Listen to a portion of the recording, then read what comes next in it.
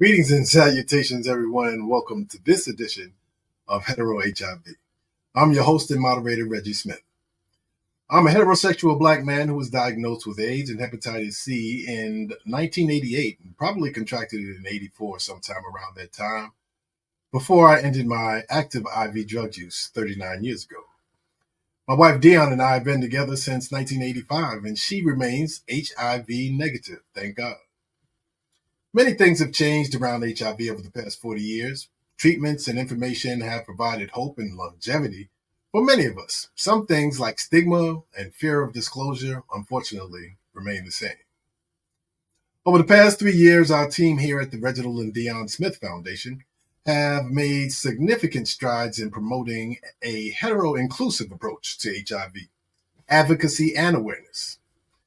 Through our tireless efforts, we've challenged the dominant narrative surrounding HIV, emphasizing that it affects individuals of all backgrounds, orientations, and identities. Our commitment to fostering a culture of inclusivity and acceptance has resonated deeply within our community, leading to our increased engagement with many advocates, organizations, and health professionals that are aligned with our mission. During this time, we work diligently to infuse our messaging and imagery with hetero-inclusive themes, ensuring that everyone feels representative and empowered in our outreach efforts. By featuring those diverse faces and stories, we've begun to shatter some of the stereotypes and foster a sense of belonging among those impacted by HIV. This approach has not only raised awareness, but has also fostered a deeper understanding of the intersecting factors that contribute to the spread of HIV and the barriers to accessing care. The joy of seeing people find their tribe or share their truth for the first time, now that's immeasurable. By now, we all should know that the HIV affects spiritual, mental, emotional, and physical well-being for all of us. It's an extremely intelligent retrovirus that has escaped our ability to find a cure or a vaccine to this point. So here on HeteroHIV, we are amplifying the voices of those courageous spirits working on all kinds of healing solutions for humans impacted by or at risk for HIV. Those of us who are blessed to be longtime survivors of HIV, both as hosts to the retrovirus and those impacted, well, we know that spirituality and being connected to a higher power is it's an essential part of our healing. Even though HIV is a human virus, we have somehow allowed HIV to trick us into separating ourselves into different groups based on race, gender, and sexual identity. Now, once it got us separated, HIV is using judgment and stigma to further traumatize us.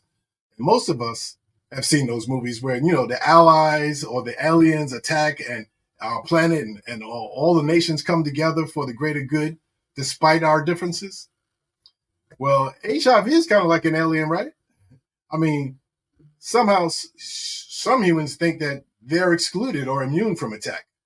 But if you are a sexual being, you're eligible too. And you can have this experience if you're not careful. Either way, we all should have learned the greatest lesson from our experience with COVID. But have we? We're all affected by HIV. So let's all come together to end this epidemic right now. And every action begins with a thought. And our thoughts are inspired by spirit. Our actions are motivated by what we know and what we think we know. Wisdom is knowledge applied. And our experiences should provide us with some knowledge, but they don't always. That's why we are here sharing those stories at HeteroHIV. This is what we call the human experience, and that's what it's all about. Here on HeteroHIV and in all that we do here at the Reginald and Dion Smith Foundation, it's to share our experiences, our strengths, and knowledge in the hopes that we can all come together to end AIDS and the HIV epidemic. This episode features some of the Black women who are heroes in the effort to change and, yes, save lives of many And now and historically, they've been no perfect answers when it comes to HIV. Taking medications and disclosing one's status or participating in studies are all personal decisions. We're here to share the information and the personal stories so that you'll be able to make more informed decisions. For instance, did you know that heterosexual Black women are among the fastest rate of new HIV infections? PrEP, which we'll talk about more in a little bit, pre-exposure prophylaxis, is now available for everyone. But until recently, studies have been rarely done with heterosexual Black women. Our first guest tonight is Brandy Pinkney Green, and she has been on the front line working with Black women as an MSN, FNP, BC. We'll explain that too. She's the owner of GMB Healthcare and an ambassador coordinator for HeteroHIV. She's doing some of the great work today that is making tomorrow's history. And we're honored to have her here to share her information and experiences with us. Please welcome with me, Miss Brandy Pinkney Green. How are you, Brandy? Hey, do I do a virtual clap? Hey, how are you? Hey, Reggie. Thank you. Hey, Brandy, looking good. How are you feeling? Well, thank you. I'm feeling great. Wonderful. Considering the pollen outside, other than that, I'm wonderful. Thank you for the introduction. Oh, yes. I didn't read your whole CV. Maybe you can talk a little bit more about what it is that you do. Just a little bit, but I'm not here to talk about me per se. You know how I am. I'm here to make sure I advocate for those who I provide care for and to answer any questions or provide clarity. I am a board certified family nurse practitioner. I'm a proud graduate of the Florida A&M University in Tallahassee, Florida. I have been a registered nurse for, over 20 years, going into my 22nd year. I went back to college and I elevated my degree a little bit more. I became a board certified family nurse practitioner in 2017. And I really was taking a summer job back in 2019 in a clinic. And at that time, it was a clinic that focused on prevention. And it was supposed to be 4 hours a week just for the summer. And it turned into 6 years of advocacy, stepping in and taking care of patients and being an advocate for those who were being mistreated. I, too, had to address my own ignorance, my own stigma, bias in those situations. And I led the troops for that organization for 6 years and recently joined the HeteroHIV Society and Dr. Tim's Cook, who's a wonderful infectious disease physician. She's a great role model for me and other brown girls that look like me. My daughter was absolutely ecstatic to meet her, and she's a doctor. Oh my God, that's fabulous. Who looks like us? I'm like, and she acts just like us. We both shop at Home Goods. So listen, I have a great life and experience right now, and I am ready to continue to join forces with you, Miss Dion, who I love your wife, and everyone else in this community to help decrease this stigma, along with provide additional knowledge. I tell people often, if you don't trust the drug, I'm asking you to trust me. I've done the work for you. So, and that's usually what happens. It's really about trusting people. And just full disclosure, you are part of the team, my medical team, with Dr. Tim's Cook, and my life is better for it. I am. I'm excited. Yeah, you mentioned that. Wow, that makes me feel good. You sharing it to the world. Yeah, absolutely. Hey, people need to know what is working for us, and that's what we want to share, our experiences and the healing solutions that we're using. So hey, and not only that, but Dr. Tim's Cook and you and the team are all the core of HeteroHIV. HeteroHIV. Talk a little bit about HeteroHIV. So HeteroHIV, of course, was started by Dr. Tim's Cook and her team, I believe about 12 years ago. I've been blessed. I joined the team in October. And at HeteroHIV, we support women thriving, not just living, but thriving with HIV. And we also support our dandelions or the vertical transmission pediatric patients. And as they become adults, we help them with community resources. We provide medical transportation. We'll send a lift to them so they can get their medical appointments, because we know that's half the battle. If you can't make it to the appointment, how are you going to remain compliant with the appointment? And then once a month, we have support groups. And the support groups, we discuss a topic. Sometimes it's a heavy hitter topic. Last Monday, we discussed vertical transmission. Some people didn't even know what vertical transmission was. What is it? It's when the mother transfers the virus from herself to her baby. A dandelion is someone who identifies with having HIV from birth. So that means they received HIV vertical transmitted from their mother to them. Wow. And we had a beautiful mother and daughter who came to our support group, and they just provided this light to other dandelions and mothers who transferred the virus to their children. And I feel like they helped lift some guilt. I can't imagine being a mom, transferring the virus and not knowing. Even if you know it, it has some kind of guilt to it. And so this particular mother, over 30 years, had never spoke about it. And she came to our support group and she said it was the first time she said it out loud. Yes. We're having that experience as well in our support groups with people that are impacted. And there's so many different situations, dynamics that HIV has caused in our families, that people are still carrying secrets for 30, 40 years. People that have passed on and when they died, people said that they had cancer, MS, something other than HIV, because of the social stigma attached to HIV. And you touched on so many different things that that I wanted to talk about. You talk about vertical transmission. First of all, is there still a lot of that going on? I know that people will be, if they don't know, glad to know that you still can have children if you have been diagnosed. Maybe you can talk a little bit about that for the women that might be concerned about that. Yeah. We had a wonderful nurse practitioner who works in that arena, and we are proud, and the education and the evidence is there where you definitely can deliver a baby safe. Not only can you deliver a baby safe vaginally, you also can now breastfeed, which is amazing, because just 10 years ago, women who wanted to breastfeed who were HIV positive, almost defects was called on them if they were even caught breastfeeding. It was almost just a taboo, an absolute no-no. And now we can say out loud and proud that women not only can deliver their baby vaginally and not worry about the baby having HIV, as well as breastfeed. As a practitioner, I'm very honored that we've done the work that much. And we could tell our women that. Now, vertical transmission, it does unfortunately still occur.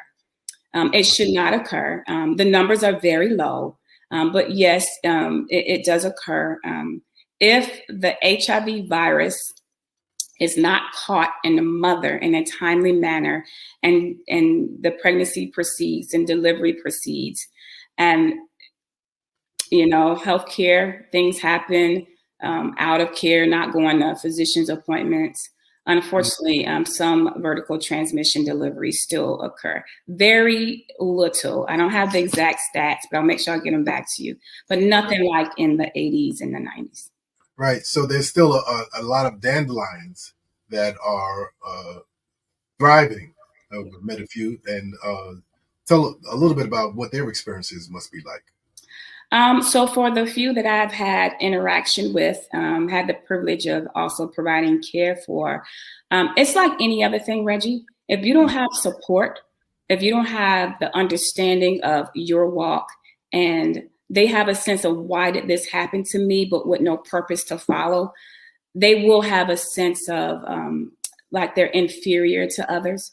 But those who have support, the mother is supporting them, the father is supporting them, they have friends and family who have educated themselves and who are very supportive.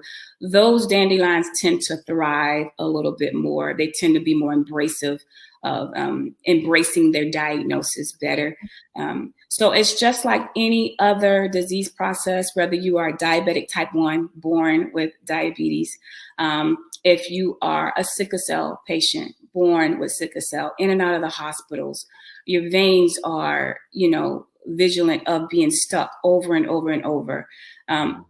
It can provide the same self-doubt if you don't have a support system. So I try not to separate my dandelions just because it's HIV versus any other chronic illness, because the stigma and the feeling of wanting to be normal. I hear that a lot.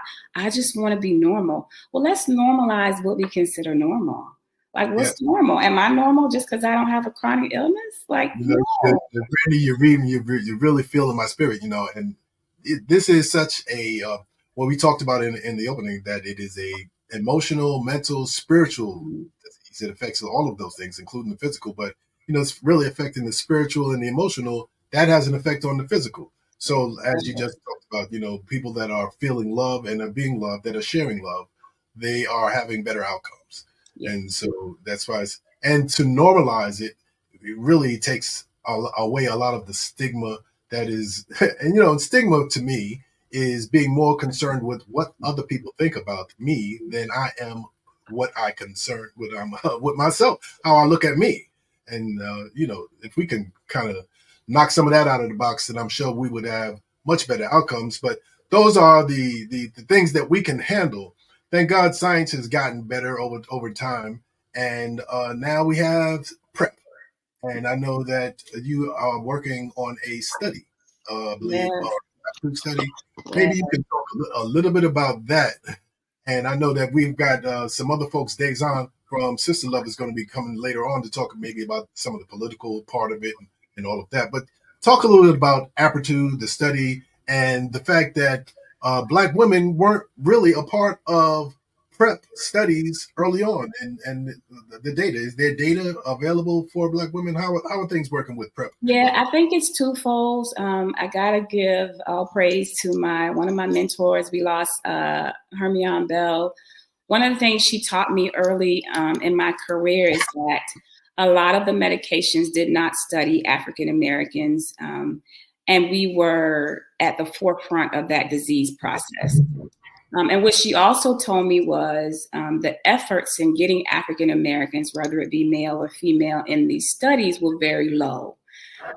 So after a few years of pharmaceutical companies recognizing that, they are now pouring into those who have the ability to get people to join the study.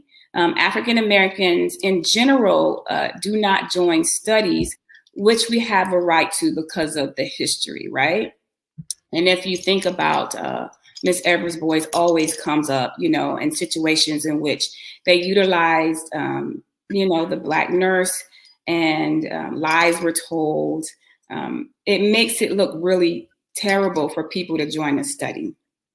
And so Dr. Timms Cook and I are one of the sites for the Ebony study. The Ebony study is for Apertude, and Apertude is an injectable PrEP. I could say that 1,000 times, but it doesn't process. You can even probably ask my family members, and they'll be like, is a PrEP injectable? And I've been saying it probably for 5 years now. It's going to take a minute of us saying the same thing. This injection can be given, it's in the butt, the sacral muscle. The first 2 injections are 30 days apart. After that is every other month. The only thing you have to do is you have to, of course, be HIV negative. We do monitor your kidney and your liver with just a CBC and a CMP. If the provider sees fit, we monitor weight gain or weight loss. We monitor tolerability. We monitor injection site. Even if your skin keloids or don't tolerate the medication. The importance of this study is the Ebony study is for heterosexual and transgender females, African American females, and we are trying to get the data appropriate for us. Cool. So that is great information, Brandy, and I'm so happy that you can join us today. I know that you are available for folks to make contact, and if they need more information regarding PrEP, if they need more information regarding the support groups with HeteroHIV, how can people contact you? Yeah. So my job is so multifaceted. Of course, you can always call the HeteroHIV Society or Dr. Tim's Cook office. Someone there can always locate me as well. I do home visits as well with GMB Healthcare and Educational Services, and this is my own private company in which I do primary care. I do urgent care. And in this, I also do HIV PEP, and treatment. PEP is post-exposure, of course. I do STI treatment as well. And along with some of the, what we would consider just basic care that we need. I don't want people to focus on HIV. I want them to also remember hypertension, diabetes. I want them to remember the importance of unhealthy weight, or what some would say obesity. And Reggie, as you mentioned as well, we negate our mental health, stress migraines, dehydration because we don't eat enough, we don't drink enough. So my approach is holistic, but it does not leave out those that's diagnosed or have the HIV virus. I think some primary care focus on A, but they forget about B. And my goal is to bring it all together. I don't want someone just to focus on their HIV if they have high cholesterol. As well, we definitely need to be normalizing all of the maladies that are affecting us as human beings, because that's what we are. We're human beings, and I'm grateful for the fact that this is Women's History Month, because you're making history right now. Thank you. Doing the work that you're doing, and we love you for it. And so I thank you very much, and thank you for sharing. We look forward to continuing our collaboration with HeteroHIV, and certainly, I'll see y'all when I come to the doctor's office. Yes, thank you, Reggie. Thank you, everyone. Thank you very much. This is Brandy Pinkney Green, and we've got more for you. But I want to remind you, we are having a giveaway, and if you can put your comments and your questions, we need you to put it in the chat in order for you to be eligible. So, we're giving away $100 at the end of the show. So stick around, put your comments in your chats, and we will be right back with more right after this. Visit your vitamin lady today. If you know you need help learning how to heal, here's where you can trust the people and information. Try high-quality, delicious foods and tonics, and learn about and buy herbs and vitamins. Get personalized tonics based on your individual needs, prepared with love and intuition. To start or continue your journey towards wellness, visit your vitamin lady today.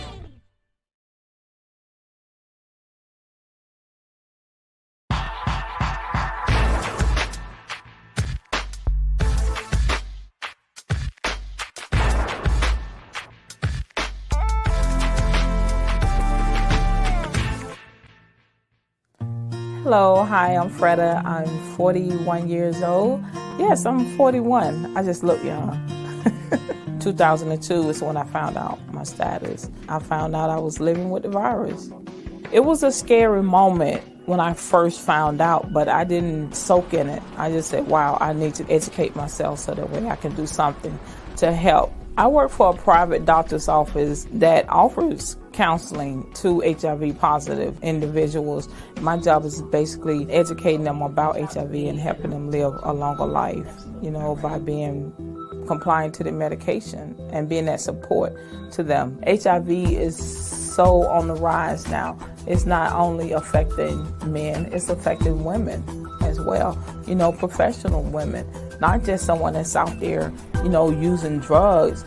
It's affecting mothers, women in the church. It don't discriminate. It's affecting married women. I get married women in my office and say, I didn't know my husband was positive, and they married. HIV is 100% preventable, 0% curable. So there's enough of us out here already living with the virus, so you don't have to be added to it.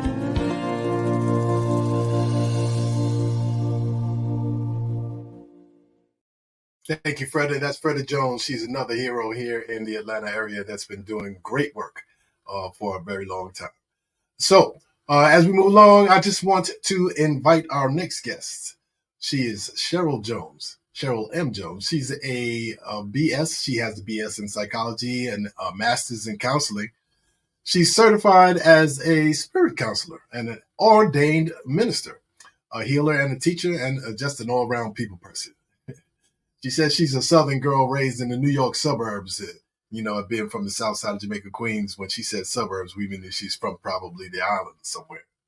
But she's a world traveler, and she's looking forward to seeing the good in every situation. She's spirit-led and she's spirit-driven. She's one of the authors on the from Sister Scribes that combined to author the book Shaking Off the Dust, Personal Narratives of Triumph. It's a book that is a masterful celebration of the power to not only overcome trials and heartache, but to emerge on the other side stronger and better. Each of the women, collectively known as Sister Scribes, vividly welcomes you into their world. And I'm sure that Cheryl is going to welcome us into her world as well with a wonderful story that's very touching. And so I'd like to put our hands together virtually and welcome Cheryl M. Johnson. Hey, Cheryl. Hi. How are you this day? I'm very well, and thank you for having me. I'm delighted to be a part of this. This is bringing back a lot of memories. I've known you a long time. I know Freda. I know your upcoming guest, Desan. So I feel like I'm back with family. It's wonderful. Thank you. Absolutely, absolutely. We're glad that, and we are family. And we've been doing this for a long, long time now. Thank God. We've had a lot of friends that have not survived, and we're a long-time survivor. How long have you known that you've been a host for the retrovirus called HIV? Reggie, I have been living peaceably with the HIV virus for next month will be 29 years. Okay. And, I want to touch on something that Brandy said because it really struck with me about being normal. I never thought from the day I was diagnosed that this disease would kill me. I just figured out I have to figure out how to live with it, and I have to get educated about it and find out more. And so that's what I started doing from day one. And I am a strong believer that you have to be your own best advocate. You have to find out what's going on. You have to stay on top of medications and things that will help you, and you have to stay away from things that will not help you. And so I believe that is what's kept me going for 29 years, and I'm healthy and I keep reinventing myself, and it's a wonderful thing. Life is grand. Yes, it is. And you definitely are reinventing yourself. I don't know who you would have been had it not. Who do you think you would have been had it not been for HIV? I have no idea. I'm a firm believer. I am spirit-led and spirit-driven. So I have always gone whatever direction God points me in. And HIV certainly was never on my radar when I started hearing about it in the 80s. My attitude was, oh, well, this is a gay men's disease, like a lot of other people thought. And they didn't talk about how it was impacting heterosexual men or women. Right. But I decided after I was diagnosed that I really needed to be in the arena. I wanted to be in, as they say, in the room where it happened. So I got into the HIV community. I worked for a couple of different organizations. One of them led me to being a guest on Oprah Winfrey's show in the early 2000s. And I thought that was going to be the rest of my life. I thought that I would be in the HIV arena, and that turned out not to be so. Mm-hmm. And so after I left there, I went to work for Delta. I worked for Delta Airlines for 10 years, and I've been a traveler since I was 3. So that opened up a whole world to me of being able to do stuff like fly to San Francisco and have lunch and turn around and come back. I was able to visit Africa twice when my children were living there. I was able to go to Brazil to find out about my African orishas, the spirits that guide us. And so it was a wonderful experience. And then I left Delta, and it was like, okay, well, what am I going to do next? So that is when my book, Shaking Off the Dust, came into effect. I decided that one of the things I always wanted to do was become a published author.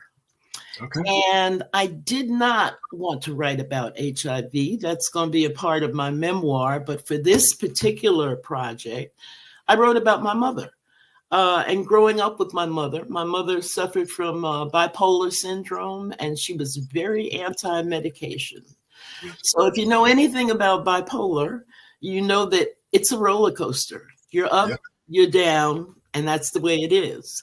So that made for a very interesting experience as I was growing up as an adolescent. But it was also an enriching one because I learned a lot about mental illness and how to deal with people who are suffering from mental issues. And it gave me strength, and it also gave me guidance about how to handle things like that. So that's kind of what led me into where I am now. Yeah, you know, and I heard you say that you are spirit-led and spirit-driven. Absolutely. And one of the reasons I was glad to see you again, or reconnect with you at Hermion's Memorial, is, and then you told me about your experiences with Dr. Barbara King's church, and and the fact that you're an ordained minister. Right. And I know that we are having, like you said, I think many long-term survivors that have had positive outcomes have had positive attitudes. And at some point, you said bipolar. I think we're all bipolar. It's just a matter of how high or how low we go. That's true. For me, the drugs were what kept me, it balanced me out. Right. Early on. And I'm talking about, heroin and cocaine. So but that couldn't last for long. But now here we are. And I'm finding that people who are having great outcomes have a spirit connection as well. Yes. And I know I'm going to talk a little bit about your book, but talk a little bit about how important spirituality has been to your healing process. For me, spirituality is key. I think that sometimes people have a difficult time embracing the idea that they are not in control of their lives, that God is guiding them. They don't want to accept that. They're afraid of that concept. But I find that the more you study and the more you learn, the easier it is to let go of feeling the need to be in control. Many of the people, especially women that I've met through support groups that I've been affiliated with, have been afraid to accept the diagnosis, afraid to tell their families, afraid to tell their children. Fear does nothing but hold you back. And if you can conquer that fear, and it doesn't happen overnight, you have to work at it. But if you can conquer your fears, you can live a normal life and not let the HIV control you, which I found in many cases was what was happening with people that I met, was that they were allowing the HIV to control them. Oh, I'm going to die. Eventually this is going to kill me. Well, if that's what your consciousness is and that's what you believe, then that's what's going to happen to you. So it's up to you to change what's in your consciousness. That's what I learned on my spiritual journey. Right. And it really has been a process, really telling myself mantras, telling myself positive things. Affirmations. Affirmations. Even when I didn't believe them, to this day, when people ask me how I'm doing, I'm excellent. Excellent. Absolutely. Whether that's the case or not, that's what I choose to tell the cells in my body. Right. I'm doing excellent. And then we will manifest that. And so, I just wanted to really talk about that a little bit. And without going into the entire background of your book, just talk a little bit about, what your book is about and that experience. Sister Scribes is a group that I got involved with several years ago through one of my sisters from church who had written a book about women that had affected her life. And so I went to her book launch, and that's how I found out about the group Sister Scribes. And I was like, oh, this is what I need. I need to get with some African-American women that are doing some writing and producing something positive. And so I did, and eventually 7 of us And 7 is a spiritual number. So we decided that we would get together and each person would contribute a chapter. And a lot of people know a lot about my background with HIV, but I just decided for this initial book, I did not want to focus on the HIV. I wanted to focus on something else that was particularly compelling in my life. And so that's why I wrote about my mother. She was a great influence to me. And I always felt like, gee, if I could only do more to help her get through what she's going through. But she only wanted so much help, you know, and there's only so much you can do when people offer you resistance. So basically all I could do was love her and help her as much as I could while trying to carve out a life for myself. So that's why I wrote about my mother, because I just felt like this is something that I want to share, because I know that there are other people out here that are dealing with situations like this. Absolutely. So that's why I wrote about her. And that's a common thing that we all have mothers. Absolutely. Whether they've been in our lives or not. Absolutely. So there's a commonality. And as we were talking about with Brandy, it's really important that we maybe take some of the spotlight off of HIV and remember that we're all human beings having we're spiritual beings having a human experience together. Exactly. Exactly. And that's the commonality. And so, you know, we really appreciate you for your journeys and willingness to share your experiences with the world. Thank you. The positivity that you're bringing to everything that is around you, everything that's around you. And I just love to hear the chimes that chimed in and brought us some speak to me from up above. Yes. Uh-huh. Yes. And so I just want to thank you very much, Cheryl. Thank you for your book. And once again, if you'd like to get Cheryl's book, it's called Shaking Off the Dust, Personal Narratives of Triumph. It's available on sisterscribes.com. It's also on Amazon. And it's a great read. We suggest that you get it. And once again, thank you very much, Cheryl. You're very and welcome. So we're going to ask you to stick around. We've got more. Our featured guest is a very wonderful person that I'll tell you more about in just a moment. So stick around. Afternoon and evening. I'm gonna say like evening. I like the afternoon. I think night. I think night. Night. I would say in the morning because I have more energy and I'm more like, okay, let's go. So you probably gonna get the best nut right there in the morning for me. Something about 2 p.m. for me. I don't know why. It doesn't matter where I'm at. I'll be at Publix or walking around. I'm like, fuck, what time is it? It has to be 2 p.m. because I'm so horny. In the morning, we quick in the morning, but afternoon or night, yeah. I don't like to do it after like I eat dinner. I don't like to have sex on a full stomach. Like, I be gassy. I don't want to be gassy. I don't want my stomach to hurt. Or have y'all ever tried giving head on a full stomach? Is the gag? No, it's just not it's not a fun experience. Night's always better. She's late night, after the club, 2 a.m., 3 a.m. Especially if you're out with that person. It's almost like that suspense, that sexual suspense leading up into you getting home. I just know I like it at night. I just feel like the vibe is set. And at night, I'm way too tired and sleep is my priority. So when he'll try to kiss me, I'm like, no, I'm way too tired. Wake me up with some dick if that's what you're trying to do. I hate morning sex because I hate morning breath. Do not touch me, but I like to kiss. I'm not getting that close to somebody in the morning. In the morning, it's just bro, I got work in an hour. Let's wrap this up. Morning, afternoon, or night sex? All of it. Yeah, all of it. Yeah.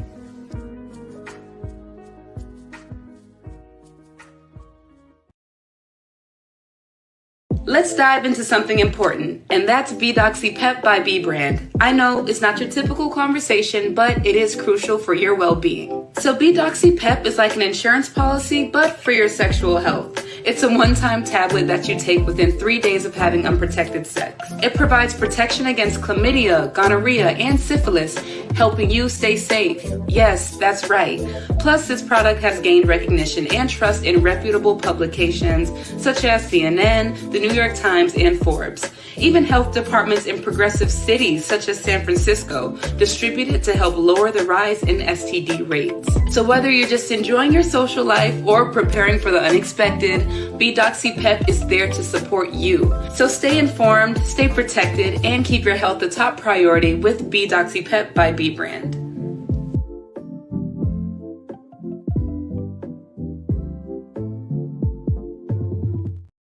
I'm so happy that we can do this. We want to really kind of normalize the conversation around sex and just make it easier for us to be able to deal with HIV, STDs, or whatever it is straight on.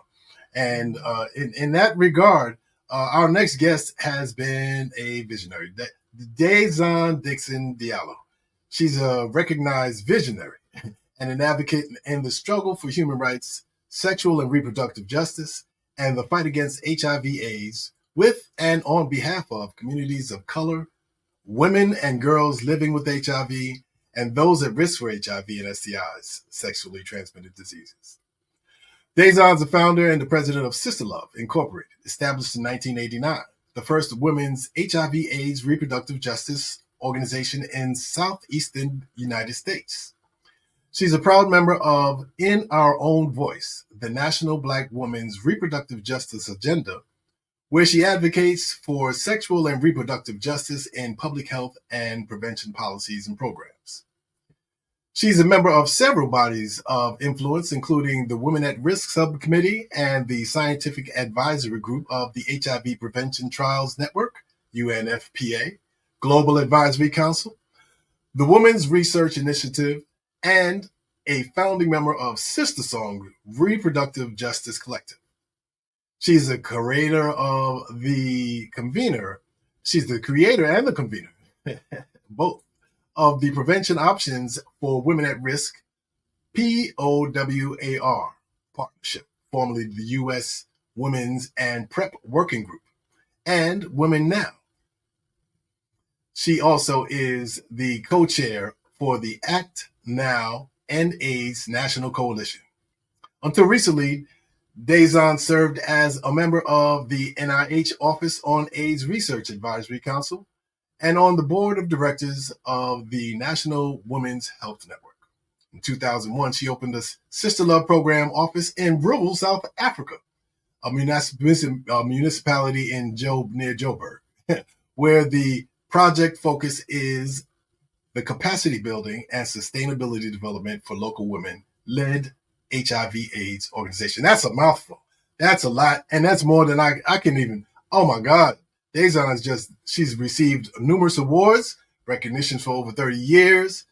She's been working in the HIV/AIDS. She's just been out in front of everything as far as women's health and human rights. She can be seen in her YouTube podcast, Visible and Unseen, HIV in Black Life, Then, Now, and Next. It is with great pressure and pleasure that I welcome my longtime friend and host of the WRFG 89.3 FM radio program Sisters Time Women Speak, Dazon Dixon Diallo to HeteroHIV. How you? Hey. Whoa. Hey. I was sitting over here backstage going, okay, that's enough. That's enough. No. It's uncomfortable. That feels uncomfortable sometimes, right? Thank you, no, Reggie. Like we were talking about before the show. I was like, how do you do it? Thank you for your time, by the way, and thank you for being there. I know you're so busy, and I know you got, how do you do it all? What the hell's going on? You're here. You're in South Africa. You know what? I think Cheryl and Brandy just laid it out for me, because one of the things, just as Cheryl was talking, I was enveloped. I was really embraced, because I do embrace the alignment with the universe. And so I just keep moving where the universe tells me to go, places me where I'm supposed to be. And I accept that lot. So I don't know how I do it other than just do it because I'm supposed to. I'm blessed to be one of those folks who knew or understood my purpose very early in life. And the one thing that it's one thing to know your purpose, but it's the other one to know what life is like when you're not living on purpose, right? So what I quickly understood is that no matter what, up or down, whether people want to go with these binaries of good or bad, no matter what the experience is, it is divine. So it is what it is. Exactly. You know how there are people who say, everything happens for a reason. No, everything happens because it happens. And so that's why I do it. I'd say it happens. So let's figure this out. I'm a solutions oriented person. I'm a problem solver, and I'm an Aries. So I just had a birthday. So, I don't Thank you. I don't drop it. I'm in it to win it. And in this case, I'm in it to end it. So whatever it is we got to do, that's what we do. I'm just, that's the reality of it. And the minute I stop doing it, that's when I'm no longer in alignment, because I am not living with the purpose that I was brought here for in this particular experience. So, and I can attest to that, in terms of even how it shows up, manifests physically. So we met in the early 90s on WRFG. I was doing the show, and my show was right before yours, so we would pass and hand it off every evening. And we had a mutual friend, Debbie, who was dealing with HIV at the time. Yes, indeed. At the time, I was on the air and I was sharing love and positivity, but I was definitely not speaking to my status, HIV being positive. Mm-hmm. But as it would turn out, not sharing and not being in the flow, it affected me. It manifested physically in the fifth chakra, which is the area of communications. Because even though I didn't think I was keeping a secret, I just minded my own business and finding a way to let it, I was still choking off the energy. And so, it for people who think that keeping a secret is cool, it's really not. It's not the best thing. And people who are not living in the flow of their life, who are not in purpose, that's not cool either. And I think that, COVID should have showed a lot of us that was the case, but I'm not sure that is. We showed ourselves because, everything starts in Africa, everything, including humanity. So, and it was a Black woman who, brought that forth. That's right. So I just want to remind people that we are your mothers. And so the burdens that we carry and the blessings that we live with are all because we are that matriarch to the global experience of humanity, period. No dispute. So I say that because, and there's another conversation, and you'll be privy to it in a moment, because we're heading out to a prevention meeting in a couple of weeks, and it's going to be a Black conversation about how we keep creating things in our communities by us, for us, without the resources, without the glory, without the recognition. And then lo and behold, at some point, it's a great idea when someone else picks it up, decides to study it, gets a lot of money for it. But it's like, we've been here and we've been doing this. So what you just said brings me back around to one of the earliest campaigns that the American Red Cross got involved in, specifically focusing on educating African Americans about HIV. And they used 6 African proverbs. I don't know if you remember this campaign. It was amazing. The artwork was beautiful. It was African artists. I just found our 6 sets the other day. We're getting ready to get them all redone and framed for the Mother House. But one of the proverbs, now this is an old African proverb, so it speaks to what you're saying. One of the proverbs says, he or she, let's make it gender inclusive, they who fail, or they who don't tell their illness cannot expect to be healed. I paraphrased it very badly, but that's essentially it. If you don't tell somebody, if you don't talk about it, if you don't give it the voice, right, so that the things that may be available to you, someone who might be there to help you, right, all the brandies can't do what they need to do if you don't present and say, I need. Same thing for the sister loves, and the same thing for people who want to know how to move through, how to not just weather through, but how to triumph through. You got to talk to Cheryl. You got to ask Cheryl. You got to say, what's in that book that might help me? You have to speak to it, period. That's right. That's with all things. That's with all things. Everything is interconnected, but if you're not sharing honestly, if you're not living authentically, then we're missing a piece. We're blocking the chain.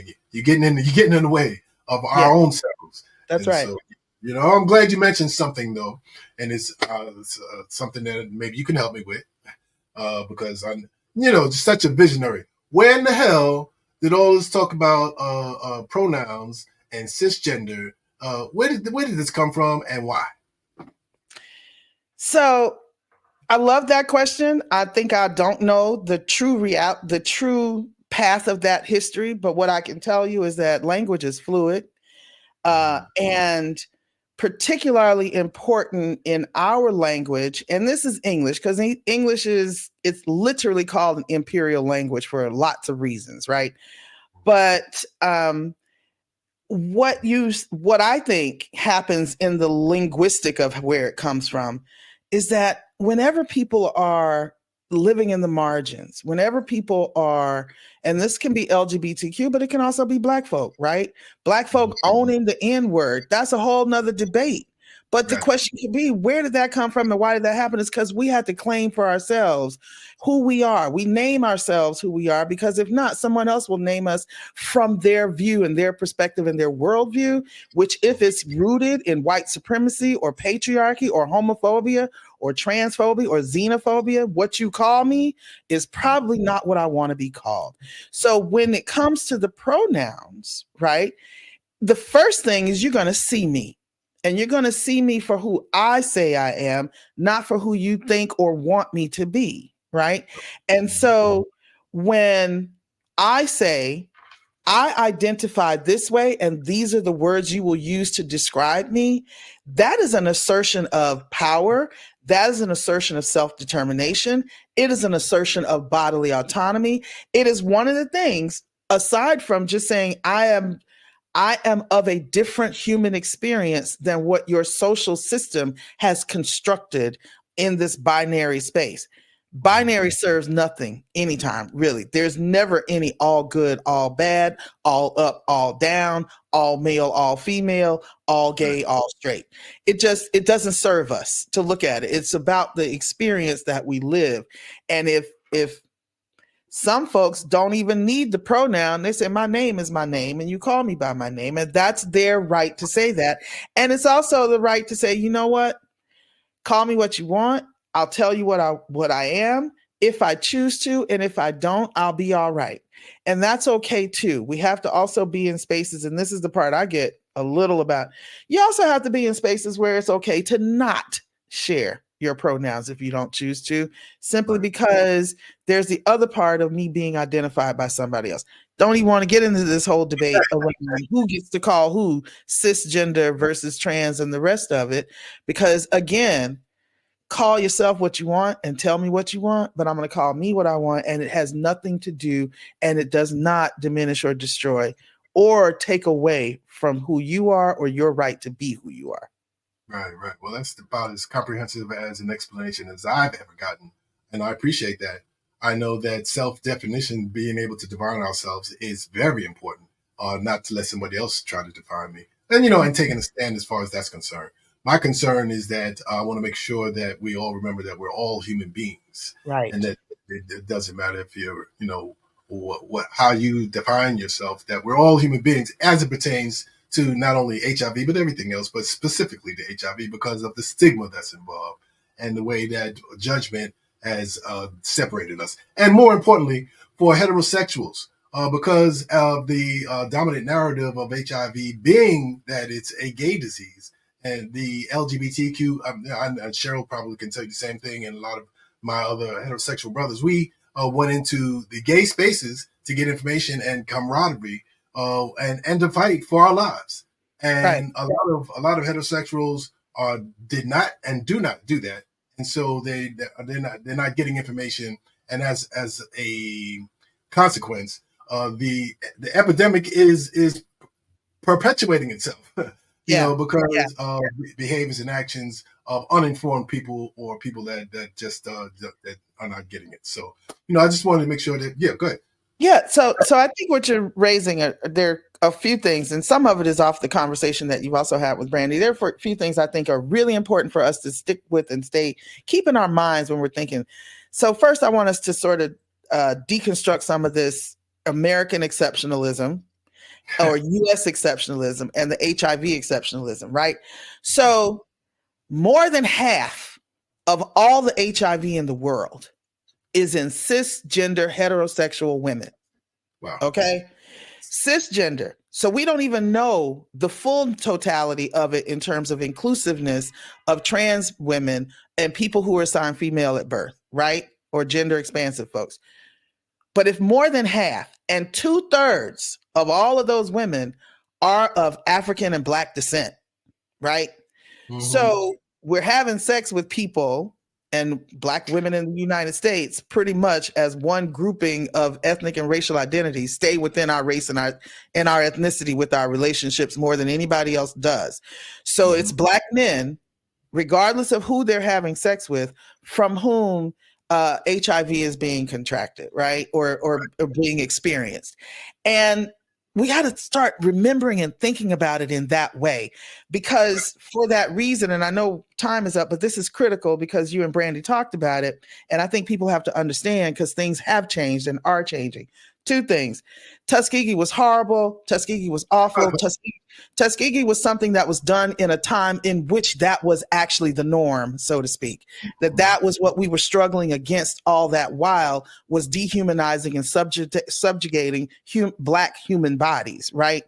So let's understand that was terrible. But just like any and everything else around democracy in this country, it is through Black people's resilience and our resistance that we change things off our own backs. So even though Tuskegee was bad, right? Because of Tuskegee, we have data safety monitoring boards. We have institutional review boards. We have community advisory boards. We have protocols. We have informed consent. None of that existed for most people prior to Tuskegee being blown. That's one. The second one is because of the rate of incidence of HIV among women in the United States, we have never qualified enough incidents to be in a phase 3 or a bigger HIV prevention study. So up until this year, 2023-24, no women in the United States, cisgender women in the United States, have ever participated in a prevention clinical trial because we didn't have enough to prove anything by. That doesn't mean that we should have been excluded, right, as women, period, from the Scovey study, right? So let's be clear about that second daily PrEP pill trial that we know that we don't have access to because of implications. So closing it out with understanding this part, because I'm so glad you mentioned Debbie. We've been saying it forever. With this particular epidemic, this particular virus, when you resolve it for Black women, you will resolve it for everybody. Period. So you can't exclude us. You can't leave us out. You can't keep acting like we don't know our own solutions. You can't act like the things that we're coming up with, right, aren't possibles and aren't things that should work, because you're wanting to invest in something that still sits within a structure that was never built for us in the first place. Right. And so I didn't know if I was getting that political. I needed to make sure we plugged our policy agenda.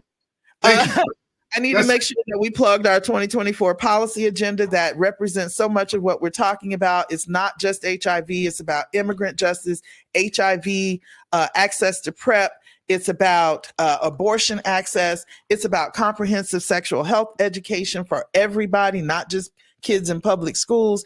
These are the things that we're looking at from all kinds of angles. And almost everything we do, Reggie, comes because somebody that we're serving in our community said, have you thought about doing it this way? If I were this, if you could do this for me in my life, this might work for me. And that's what we're finding works. Meet people where they want to be met, because we don't always know where they are. And you've always been such a visionary and great at doing that. I definitely walk in your footsteps. We walk together, as a heterosexual Black man that's diagnosed. Like you said, we have to really, we see so much dearth of information and representation, and that's the problem. And yes, the triple cross was with Tuskegee, but don't get sucked in by the trauma. We still got to move forward. It's just a consequence of where we are. And so we thank you, for all that you do here and all across the globe. And the Mother House is testing. We showed that you can go in to the Mother House here in Atlanta, Georgia to get tested. And the Healthy Love Bus is on these streets. We have a sexual and reproductive health mobile clinic with a PA system. So we are ready to join a party near you with some health care. That's what I'm talking about, meeting them where they at. Exactly. So look, Dazon, it's always a pleasure. We could talk forever, and I'm sure, hopefully, God willing, if we can squeeze in some time, maybe we can link up in these Joburg streets and do some recording over there. Please come see us. Please come see us. Yes. Thank you so much for your time. All right. I love you very much. Hey, it's been loads of fun, but we got to run. And much love to and thanks to Gilead Sciences for the funding and the supporting of this series. I hope that you put your name or put some comments in the text so that you can be a part of what we're getting ready to do. I want to thank our team, Ty Freeman and Tanisha Baker, for their help with this web show. And of course, thanks to our wonderful producer, Matt Schick, for keeping us on track, making sure everything runs smooth. Special thanks to all of those who participated in the program. As promised, we're going to give away about $100 for right now for someone who come on, let's run this giveaway and see who can win some money. We want to, an incentive for you to join us in the show. Yo, Matt, what do you think? We have any entries? Let's go. We can give away this $100. $100 to the winner. Push the button. Let's go. Round and round and round it goes. For a win, nobody knows. The winner is Shanta Harper. Shanta Harper, you're the winner of $100. Please, we're going to make sure that you get your $100. Please give us your contact information in the chat. Give us a phone number or something like that, and we'll get right back to you. We'll be here. We're here the last Thursday of each month, and you can find us on demand and recordings on Facebook and on YouTube at the page at the RDSF. We encourage you to join the Wellness Awareness Recovery Network, which is our virtual community that is a safe space for sharing healing solutions. Our contact information will be on the screen after the closing credits. And one of my heroes, Harriet Tubman, said she freed hundreds of slaves, but she could have freed thousands more had they only known that they were slaves. Harriet might not have been as focused on what history would say about what she was doing at the time. She simply did what was necessary to make herself and others free. We thank God for our women heroes, and we got to speak with tonight. Thanks to Brandy Pinkney Green, to Cheryl M. Johnson, and to Dazon Dixon Diallo for their time and energy. Yesterday is history and tomorrow is still a mystery, so let's just keep the focus on what's going on right now. And if we do that, I'm sure we'll have our hearts and minds in the right place. Remember, unity does not need uniformity. We all want to be loved, so let the healing continue. Until the next time, it's your man, Reggie Smith. Peace and blessings.